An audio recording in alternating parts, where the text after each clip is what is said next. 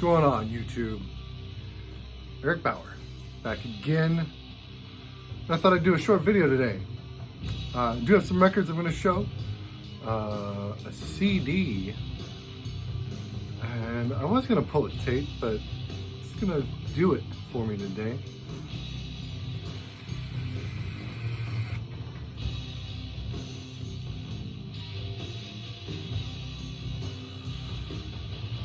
Whew, long day. And I'm kind of at a loss for words as to what to say in this video. I don't even know why it sounded like a good idea.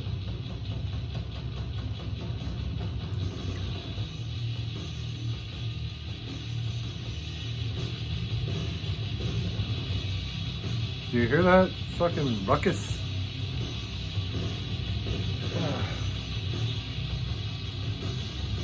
Right there. Misery, the early years. Shit's so nasty, so filthy, and fucking heavy. For the time that it came out, just fucking incredible. Blows me away every time. I celebrate Misery's entire discography.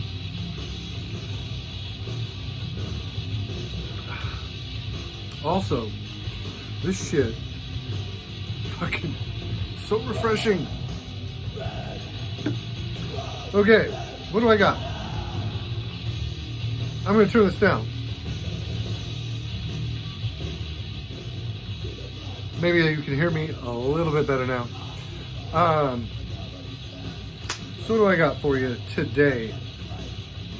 To start, it is the new year, officially. I don't remember when I did my last video, my favorite pickups of 2015. Was it the new year yet? Or was it toward the end of 2019?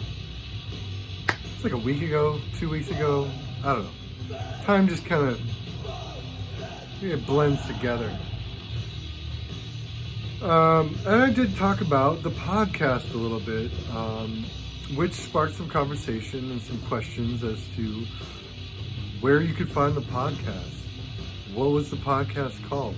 I try to mention it with every video that I've done since I got back on the horse. High Defamation is the name of the podcast. It's monthly. It's just me. It's this guy right here doing it. I don't have any editors. I don't have any cohorts as of yet. Not that I'd be opposed to other people contributing to the shenanigans. So yeah, High Defamation Podcast. I do it through Anchor, which has proven a fairly good service. If not just for the fact that their interface is super easy to navigate and to build my podcast around. Also, they distribute to every major and even not major podcasting platform there is. So if you want to listen to it through iTunes, you can. If you want to listen to it through Stitcher, you can. If you want to listen to it through Overcast or Radio, what is it? I can't think of that last one. Radio something or other. But Overcast, you can stream it through that. And on the occasion that I remember, I even cross-post it to the High Defamation blog on Blogspot. I'll put links to all this stuff down below. The podcast is where I'm basically putting the bulk of my energy. I'm having fun with the videos right now. Otherwise, I wouldn't be doing this video, and I wouldn't have done the last video, or the video before that, or the video before that. But the bulk of my energy is going to go towards the podcast. I just love the format. I love the medium. I love being able to talk into the microphone and to be able to play what I'm talking about and to go a bit more in depth than I feel like I have the ability to do using YouTube as a medium. So yeah, long story short, podcasting is where it's at. And I'm going to keep it up. I have encountered, and I don't want to say difficulty, but I have discovered that in my quest to provide refreshing content, meaning content that not everyone is going to be familiar with right off the top of their heads. I don't want to cover, the new blood incantation or the new really anything for the most part. It's on the rare or yearly occasion where new shit grabs me. I would prefer to spend my energy talking about old and obscure shit, the stuff that I grew up on, the stuff that I came up on, whether we're talking hardcore, punk, crust, death metal, black metal, thrash. I'm not going to talk about new black metal. Shit's hokey.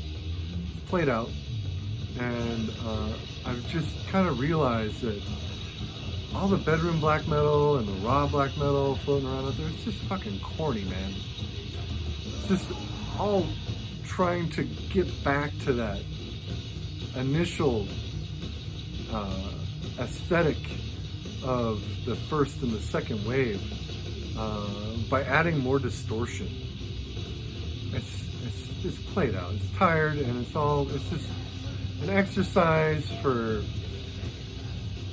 basement dwelling right-wing nerds, and it's not for me. I don't give a shit about it anymore.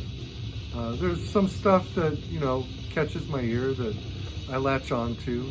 There's some classic bands still putting out albums like Master's Hammer, who I will always fucking tout the horn, toot the horn, blow the horn, herald the band, as it were.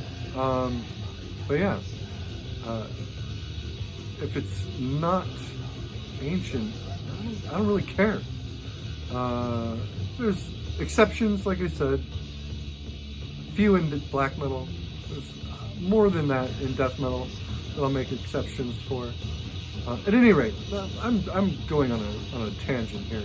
The podcast, I don't want to just be rehashing what you're hearing from, Joe Blow's YouTube channel devoted to new death metal, or any of the other plethora of podcasts out there playing modern metal and trying to keep up with new releases, which is just an impossible task. That's the other thing. I don't want to talk about stuff that I don't own, that I don't have that physical connection with musically.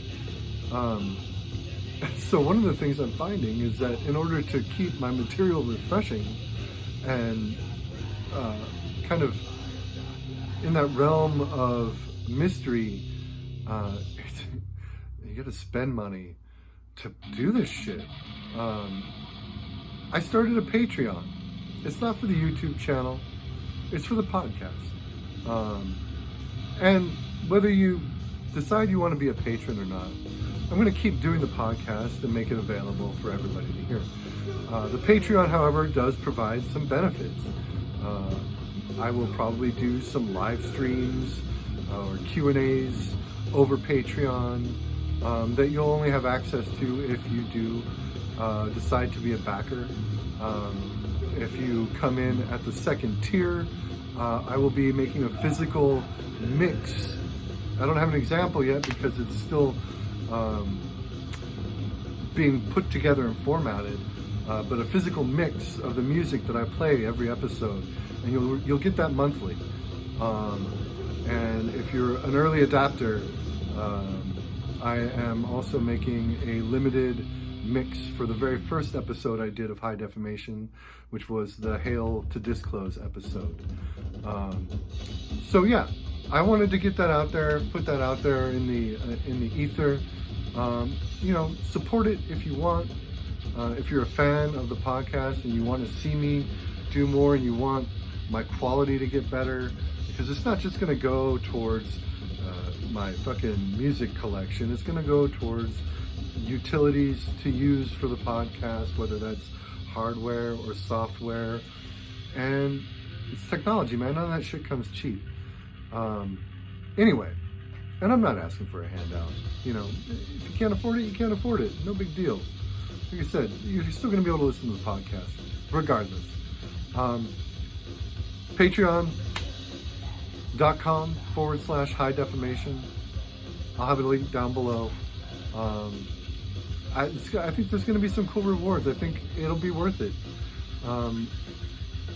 At least the first or second tier. Now that that's said and done, one of the things I said the last time I did a video that I wasn't going to talk about was 2015 releases. At least not a best of 2015 releases. Well, I lied in part. I am going to talk about some 2015 releases, but they're not really what I would call the best of 2015. They're just releases that I picked up in 2019. I just said 2015 like fucking 3 or 4 times. 2019 release. I'm fucking all over the map. Here, let's rock.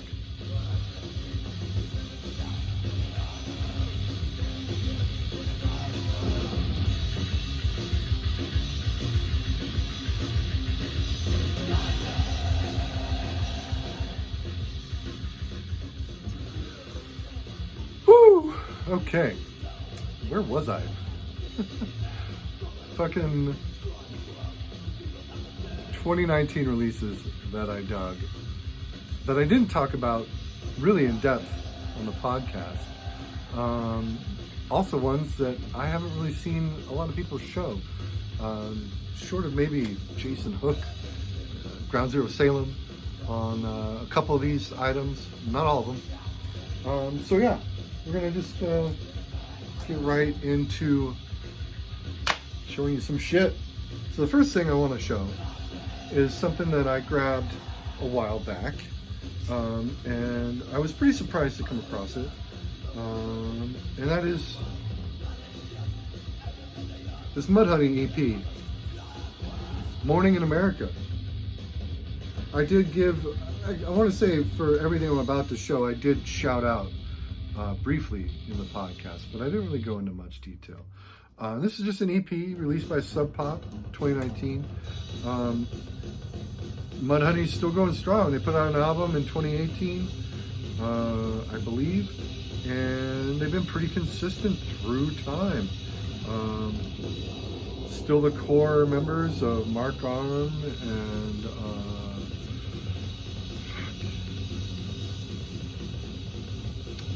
I can't think of the other guy's name.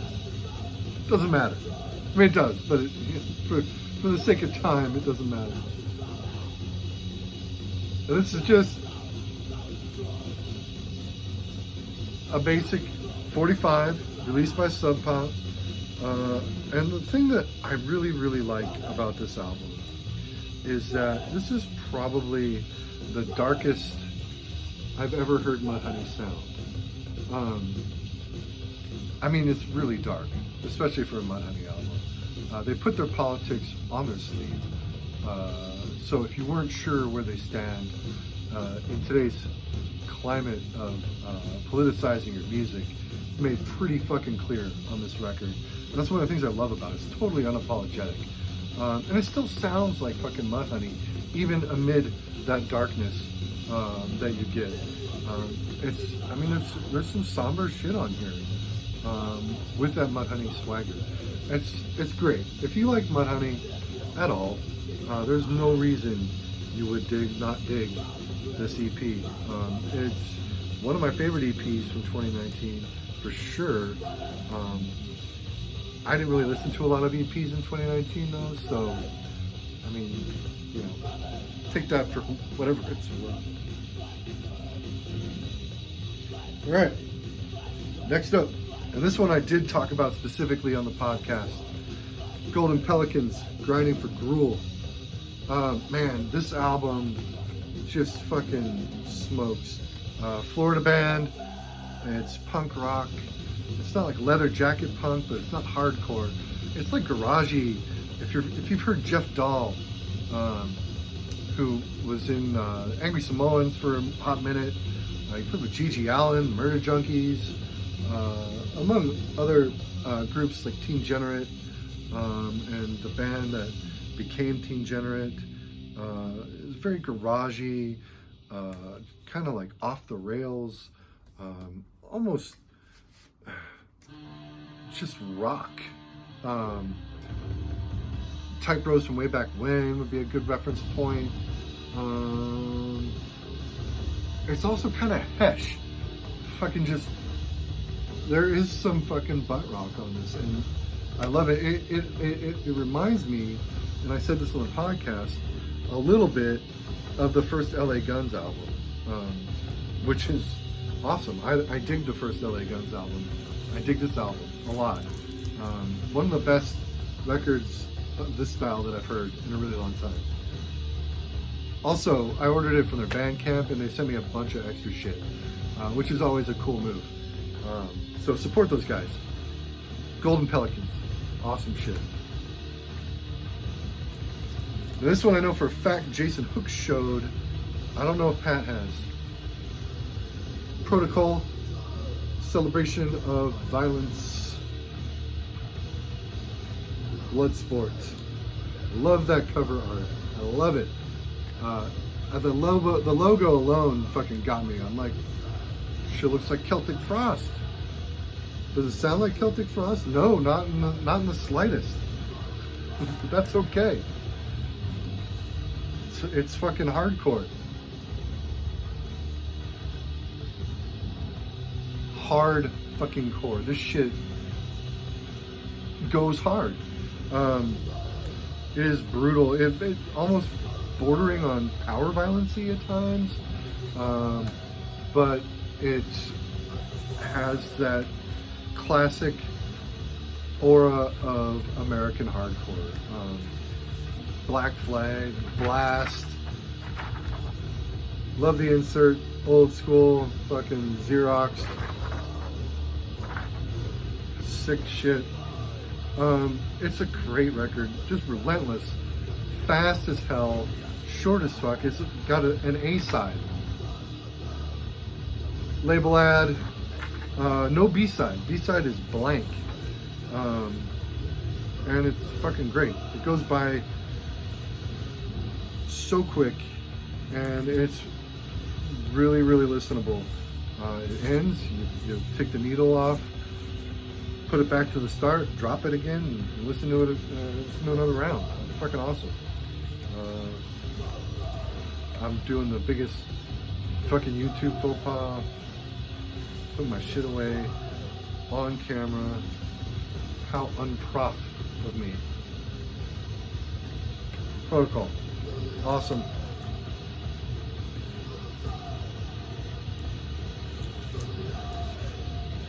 I don't have much more. I think I got 2 or 3 left here.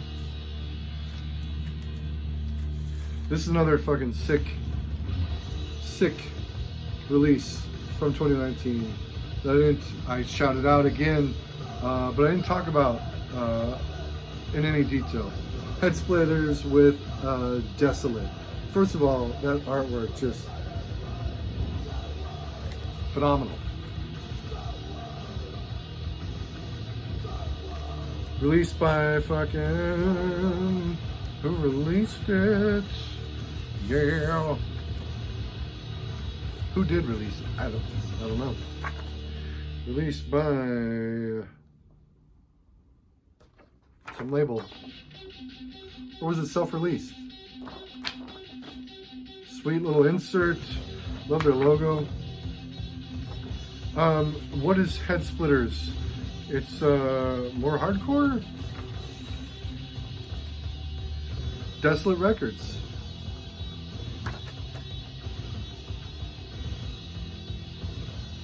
It's not the name of the album.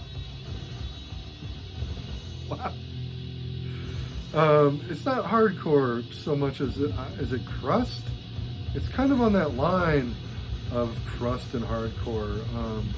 There's a very like doom, extreme noise terror vibe going on this record. Napalm Raid, kind of in the vocal department. It's just savage, fucking feral record. Hard to classify. It's punk rock, which is fucking what I was in the mood for when I discovered this, and one of the reasons why I latched onto it as much as I did. I got it late in the year, which is one of the reasons why I didn't spend a lot of time talking on it during the podcast. If I'd had another month or so with it, easily probably would have replaced one of the other albums that I did talk about. Just brutal. Brutal, brah.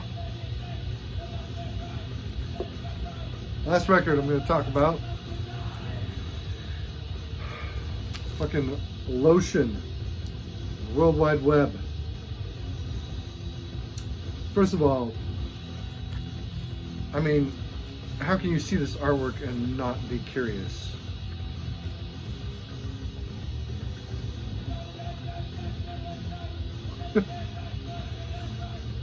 That cover? Look at that guy. Fucking. Also, here's an aside. The record cover. It's a fold out.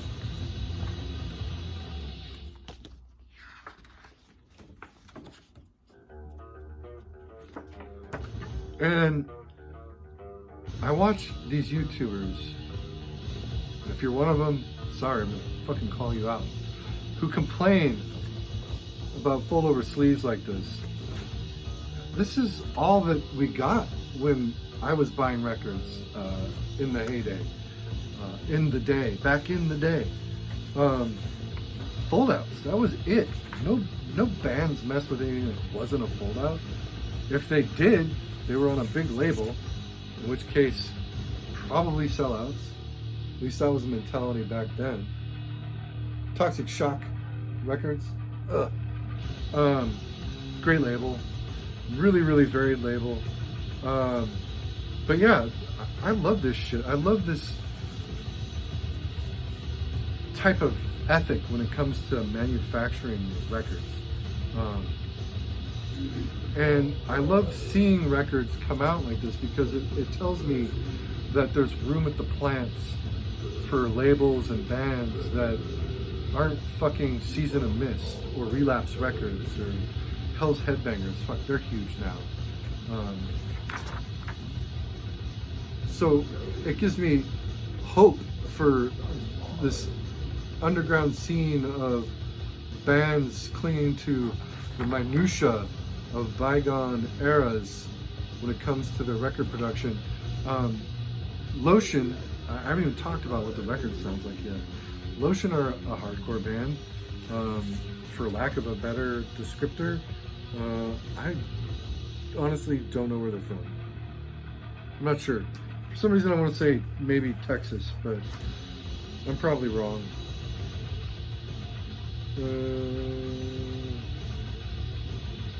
Watch me as I try to figure out if it tells me anything here. It doesn't tell me anything.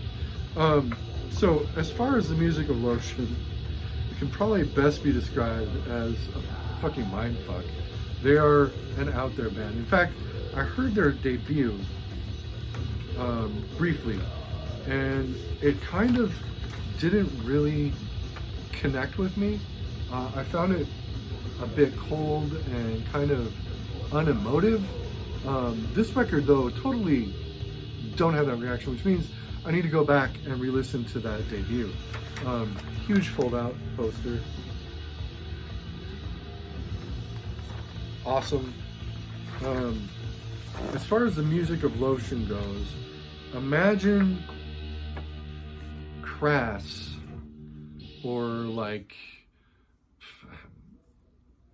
Dr. and the Crippins or Rock and Roll Conformity era Deviated Instinct, mixed with like the first Chem Lab record, or there's an artist from way back, from a while back, called Bomb 20. I don't know if you're familiar with Bomb 20. Bomb 20 was signed to Digital Hardcore Recordings, which was the label owned by Alec Empire, Atari Teenage Riot. And Digital Hardcore was like this thing in the late 90s, mid to late 90s. It was kind of like a mixture of like hardcore techno with gabber and like punk rock. And it was really refreshing when it came out, when it was new. And that's the vibe I get from this Lotion record. It's like if you took, say, an Atari Teenage Riot track, cut out the vocal tracks, added some fucking UK HC guitar, and politicized the lyrics, like highly politicized the lyrics, you'd get Lotion.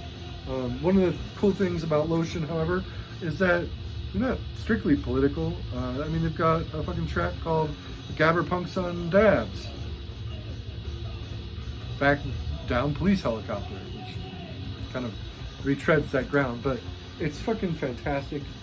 Super unique. I haven't heard anything like it in a really long time. I urge you to check it out. And then the last thing I want to talk about is, for my money, the best hardcore release that came out in 2019. It's another one I didn't have a whole lot of time to spend with, which is one of the reasons why I didn't really go into any detail other than just a shout out on the podcast episode. And I am talking about the new Rocky and the Sweden, City Baby Attacked by Buds. Yes, they did just take a GBH Allin title, throw in a pot reference, and call it a day. It's a digipack, and I'm keeping it in a plastic sleeve because, as is the way with, oh God, all over the place. I'm sorry. Sorry you got to deal with this. It includes an OBI, which is pretty par for the course with Japanese releases. So there's the cover with the OBI on. So you've got song tracks.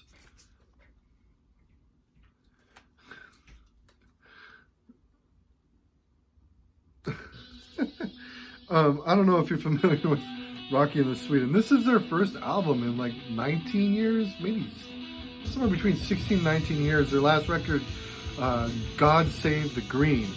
So they've been doing this weed thing for a while. Hardcore Grasshopper. And if you want me to describe Rocky and the Sweden, they have a difficult sound to peg. It's Japanese hardcore, so I mean that much on its own. It's unmistakably Japanese, but they take a lot of influences from like UK 82, UK street punk. Weed, more weed. Let me show you my favorite shot. Fucking amazing. If I can find it. Fuck. There it is. Look at that. Fucking just.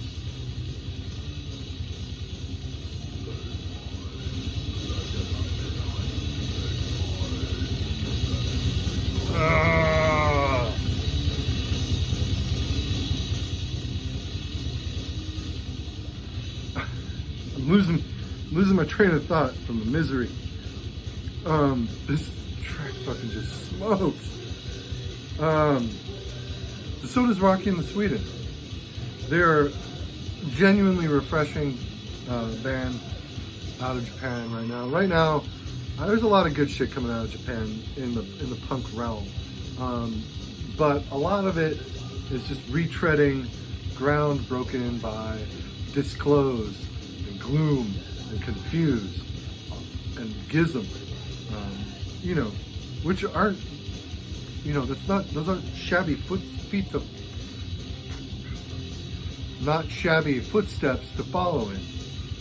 Fucking phenomenal. I mean, you're talking about genre defining in some cases there. And Rocky and the Sweden, I would never call genre defining, but they're just a fun fucking band. Full of energy, full of humor, full of all of the politics you would expect from a band of this caliber and of this legacy. Just essential. And a fun as hell listen, like I said. I don't know if you can get this anymore. I'm pretty sure that this is sold out, the first pressing. I think it is on break the records. And I believe they are doing a second press of the CD version. The LP version, fucking forget about it, man. It was released by FOAD out of Italy. Is that right? Yeah. FOAD released the LP, and it sold out like that. I'm not kidding. It's impossible to find. You had to be pulling one of those refresh numbers on your internet browser to even think you could get one in your cart. And it is not coming up for sale that I've seen. Would love an LP copy of this to go along with the CD. But I'm happy with this. It fucking rules. I can take it in my car. I can't take a record in my car. And even if I could take a record in my car, I probably wouldn't, because there's a lot of potholes on the streets that I drive to and from work. That's all I got. Check out the podcast below. I have a link. Check out the Patreon. At least give it a glance. Or no.